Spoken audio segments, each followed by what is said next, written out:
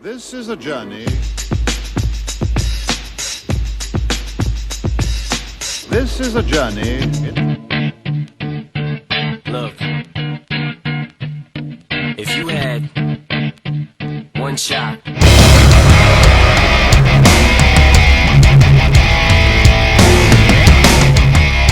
I want to welcome you back to another episode of The Intoxicants. We are in our Mystery Babylon series, and I'm going to be picking up where I left off.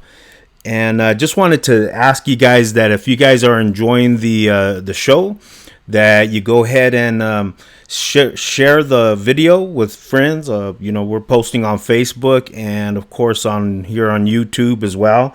And would like to get that information out. I really see this, me and the coach, we view this as a ministry. If you can hit the like button as well, it just helps us gauge a little bit of the response, from people and stuff. And I just want to welcome you.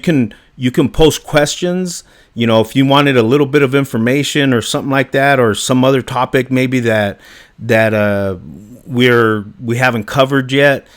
Sometimes I put those off just because I do cover it, but it's later on in the material.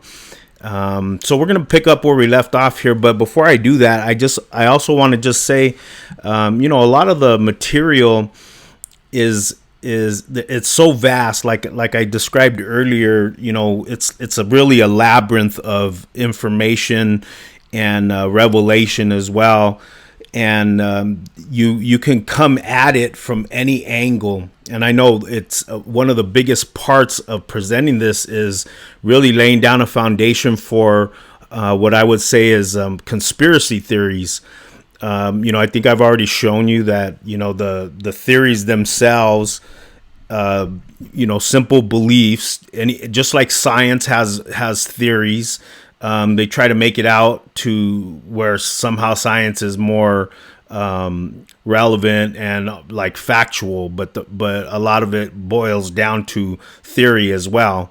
And they have to have some kind of belief. Now they test it, so that's good. And true science won't ignore other facts. And but when you know a person and someone's trying to tell you that you don't know them and he doesn't exist.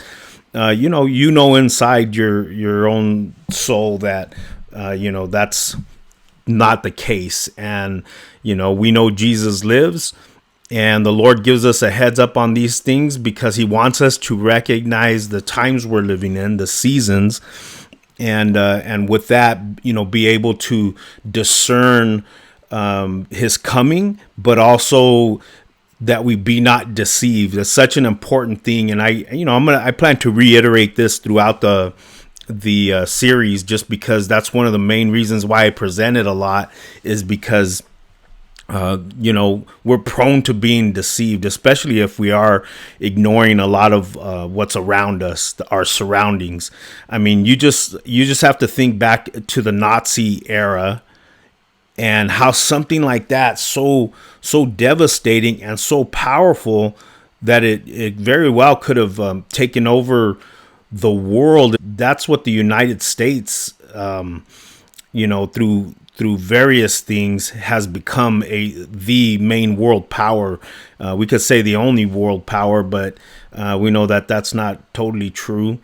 And it could have very well have turned the other way, and Germany could have been, ruling and reigning still as a solo power, just the way, we seem to have gone the route of. So, just keep it in mind that I make a lot of references to they, and I'm talking about those conspirators.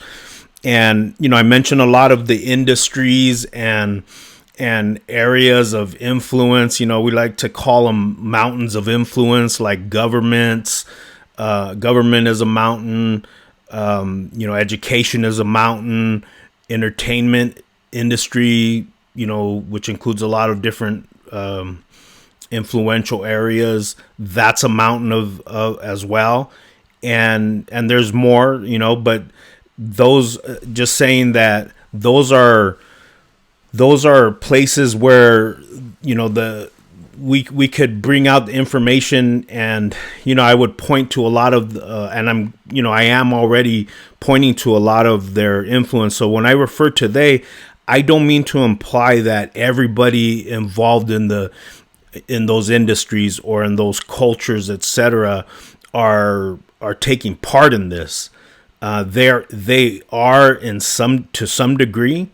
I think a lot of people, without knowing, it's kind of like, I grew up Catholic, and I love the people and stuff. I worked with some of them in when I was a missionary in Mexico, and love doing it. I don't agree with all their doctrines, of course, and I know they don't agree with mine. There's some things we can come to agreement in, but if and when I start pointing out certain things involving the Vatican, and I use the reference as they, I definitely don't want to imply that everybody in Catholicism is in on this. In fact, it's really just an elite few, and mostly at the top. But here's the other thing too. We can get ourselves into a lot of bad positions and problems, etc., just blindly, willfully, ignorant, blindly going along with things just out of pride without really looking into it, And I definitely early on in my faith was prone to something like that. I was telling my pastor not too long ago that, I'm really one of the most skeptical people. And, I think at first it came from being just very untrusting of people. And with that's what made me research a lot of this material. But I still didn't come to really believe it. I mean, it took the Lord really to show me over and over again, and to reveal those things to me through dreams and visions and just words of knowledge. And then, looking into them at that point, that's what really kind of brought me into this, to the point where, now I present it to people and try to talk to people. And so with that being said, I do want to pick up where we left off, and I'm going to go ahead and see if I can pick it right up to where we were at. I was telling you about the tactics that they use, some of the, I don't know if you want to call them theorems or just ways that they go about creating, or rather taking control, their control mechanisms, and getting their hands on the levers of control for people and masses, you name it. But we were talking about this one right here, Order Out of Chaos, and there's some symbolism here, of course, and we're going to look at symbolism on and off throughout this whole show. But this is, I think, a double-headed phoenix, and the phoenix is a very significant character as well. If you know the story of a phoenix rising out of the ashes. And again, there's a lot of this information that I could elaborate on, but it would take a long time, and there's so much information. So really on a lot of this, I'm planting seeds, and that's for you. If there's maybe some of you that, could be involved in some of this, or somehow been influenced by it. And then that's where you take it and research and pray and ask the Lord to reveal things, etc. It's kind of like if I had a uniform that just happened to have this symbol on it, and I didn't know what it meant, then I research it, and all of a sudden God starts revealing things to me. So, with that, I will also just say that, if any of this stuff, like I said earlier, you want to know where to look, because a lot of it, it's almost like you don't know what it is to look for, and that's why it's hard to look into it. You don't understand, or you don't know what's staring at you in the face until God reveals it. And then it's up to you to respond and look into it further and show the Lord that, you're hearing him. and then he starts to give you more. Amen. So anyways, this was one of their major ways of gaining control, is creating chaos. And I want to bring that into a let's say a little bit more of our modern times right now that we're in. Probably most of you, I'm sure, have heard of this incident with George Floyd. I mean, how could you not, right? The whole country and various parts of the world have been impacted by it, and it's this chaos that they created through this. And I'm not trying to imply, that this situation was created. I reserve judgment on that, because there's a lot of things that don't add up about it. Definitely an injustice, assuming that everything is on the up and up. There's no doubt. I don't think anybody's really disputing that part. But there is information, that doesn't make sense. And like I said before, when things don't make sense, it's up to you really to try to make sense of it. And so, if, like, for example, they interviewed his one of if not his only employer, and did you know that him and the officer that killed him, that had his knee on his neck, etc., that they actually worked together? And if I remember correctly, it was almost close to 15 years or something like that. But it was just kind of like, how could that be? How could you work at the same place for 15 years? And I mean, I'm fairly certain they had to have known each other somehow, that being the case. And then all of a sudden, you're doing this kind of activity. Something like this goes down between the two of you. I mean, I'm not saying it's not possible, but it just, like, you start hearing stories like that. And then you also hear that that place, because there's actually a video of their boss telling a news reporter that they worked together for her. And then through the riots and all that, her place of business where they both worked was burned down. So when you start hearing stuff like that, where it's like an amazing coincidence, I look further, and at the same time, I'll reserve my judgment regarding it. But there's no mistaking that, and that anybody who could say, hey, as a result of what happened, there is chaos in there. If it isn't still like that, there was chaos created. Okay, so that's what the first thing you want to take note of. Next, let's see. I'm going to show you this real quick. Let's go back. Now take a look at this. Okay. And these are, I don't want to say false flags. Many of you probably have heard of false flags, and I definitely believe that there are false flags. Basically doesn't mean that everything about those events are false, but they were created, they were manufactured, they weren't like a grassroots type of thing. They're not very often, they're organized. Okay, so the one on the top left here,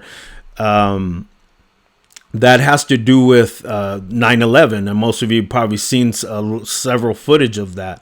Okay, by the way, those twin towers were kind of like the twin steeples that I showed you about, the architecture with the triptych, and those are Masonic symbols, and that's why there were two towers, and as opposed to just one high sky-rise building. But same thing you can say out of chaos.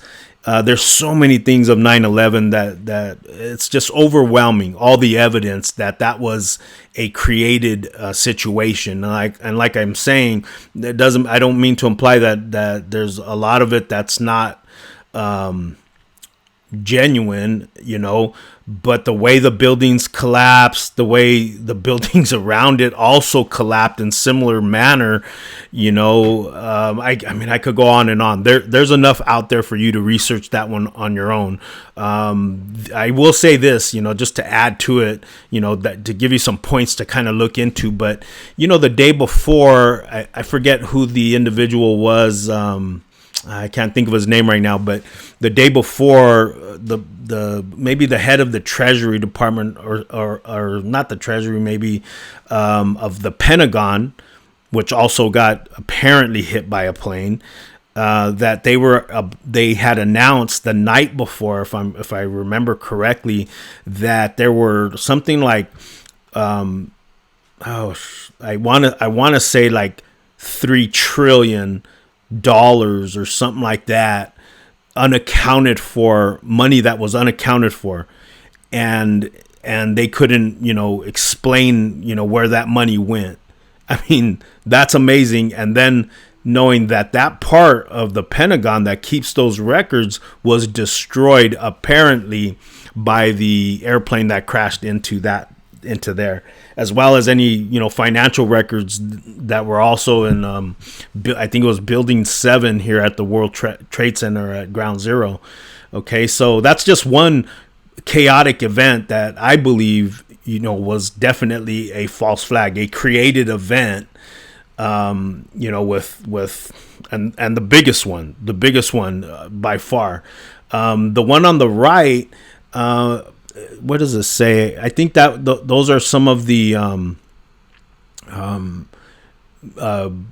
terrorist organizations. I can't think of the one right now, but it was the main one during Obama's administration. What does it say?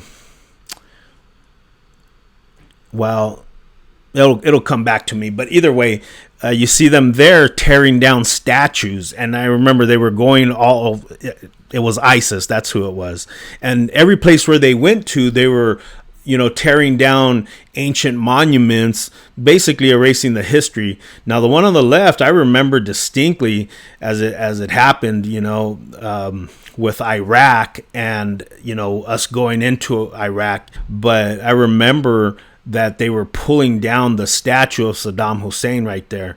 And same thing. And this was before my time, in a sense. I was just a little child here, but the end of the war in Vietnam, all the things that came out of that as well. But a lot of the same MO, okay? Same thing, just running through rampant in throughout our country and other countries. And that's when you recognize the deep state, the secret societies, Illuminati, etc. They are organized, and I know some of this I'm just re-emphasizing, but they are united in their effort of a one world government, a one world system. They're united in their occultic practices. They're united as well in their hatred for Christianity and Christians. So, we should be well aware of that. Okay, so let's look at the next one. Now, this was we're going to change direction just slightly here. Hear this video. This is an historic moment. We have in this past year made great progress in ending the long era of conflict and Cold War. We have before us the opportunity to forge for ourselves and for future generations a new world order, a world where the rule of law, not the law of the jungle, governs the conduct of nations. When we are successful, and we will be, we have a real chance at this new world order, an order in which a credible United Nations can use its peacekeeping role to fulfill the promise and vision of the UN's founders. Okay, so think about that, what he's saying there, a new world order. Who elected him to do that? We're not, like that. It's pretty evident that, they're using the United States as a force, a militant force. He said to serve the United Nations, which is a new world order. And now this speech in particular alarmed a lot of people when it came out.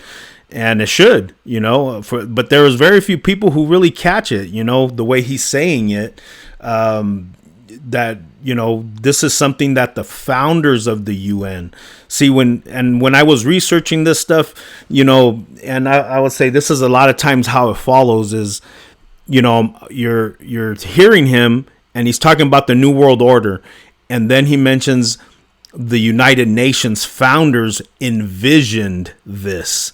And so then you got to think, well, then how was the United Nations? Who are the founders, first of all?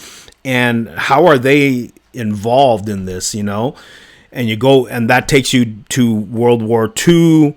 And then you do more research and you realize, you know, the problems we had in World War II were linked to World War I. And then you realize there was also another, the League of Nations and things like that.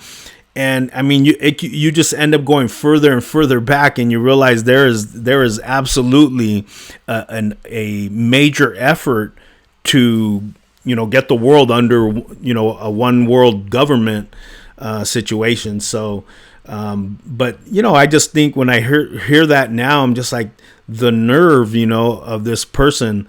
And for those of you that didn't know, you know, H.W. Bush, you know, he was in charge of the CIA at one time. So this guy knew all the dirty stuff, especially from World War II and the Nazis when they brought them over under Operation Paperclip.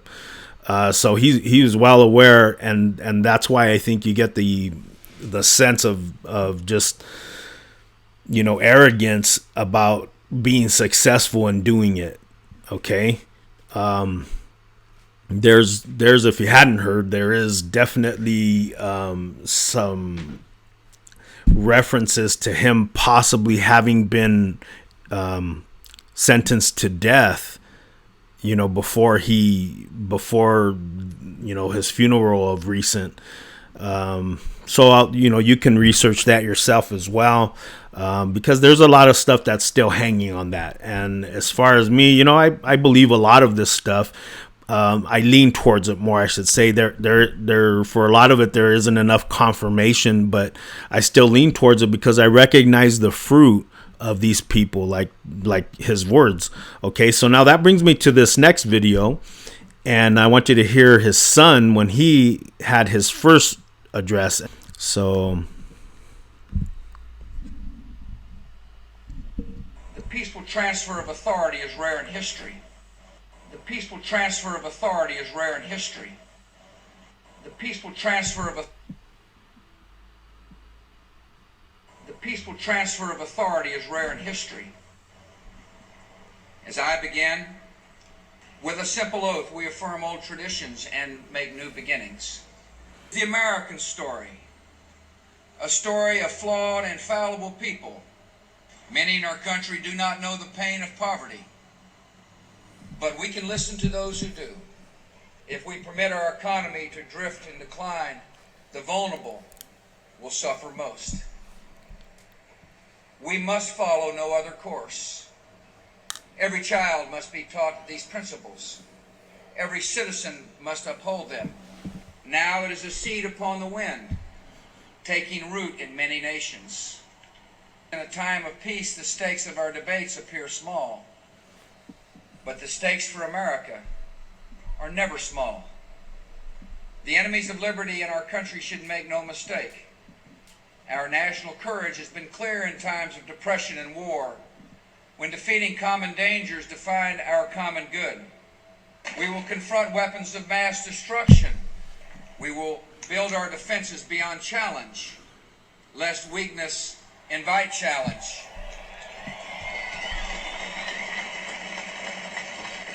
listen to this part. That wounded traveler on the road to Jericho. We will not pass to the other side. We know the race is not to the swift. These are Bible terms, but then he goes off. Do you not think an angel rides in the whirlwind? Right there. And directs this storm. This work continues. The story goes on. And an angel still rides in the whirlwind and directs this storm. So, I mean, think about what he's saying, and I played it over and over in the beginning when I recorded it, but saying that the peaceful transfer of power is rare in history. And that's because people like him and a lot of these, you know, players, these Illuminatists, or however you want to call them, deep state actors, they're the ones that create the chaos in order to transfer the power.